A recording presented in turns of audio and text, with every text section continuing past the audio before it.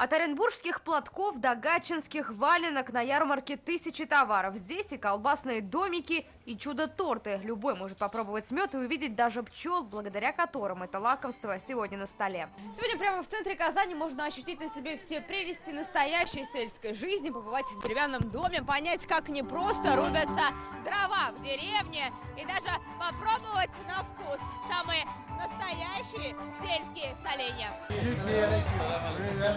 Посмотреть, чем страна богата, приехал Рустам Минниханов в компании губернатора Ульяновской области и главы Центра Союза. Гостей угостили мороженым из козьего молока и показали, как жарят блины на костре. Для кооператоров, что не ярмарка, то праздник. Но этот визит больше деловой. Вопрос на форуме: нужны ли потребкооперации вообще?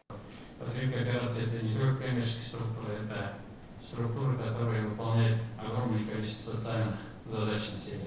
И, конечно же, со стороны и федерального правительства, и со стороны руководителей регионов должна быть оказана максимальная поддержка. В Татарстане каждый четвертый житель республики работает на селе. У продукции кооператоров большой спрос. Ее выбирают почти 1 миллион татарстанцев. В 2016 году товарооборот составил 10 миллиардов рублей. Поэтому, конечно, нужны, подытожил президент. А председатель Совета Центра Союза России даже уверен, у коопераций светлое будущее. Вот сейчас появляются кооперативы, которые собирают лекарственные травы.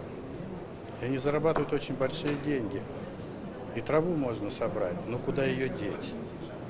И если мы создадим механизмы, которые гарантируют сбыт, то все это закрутится.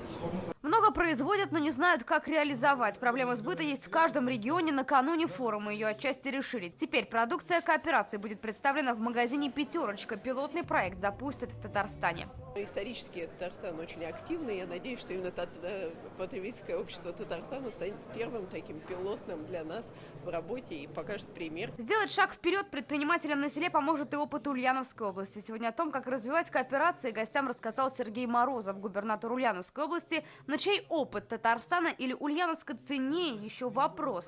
Татпотребсоюз – первый в рейтинге региональных союзов. Адель Рамзиль Гарипов, ТНВ, Казань.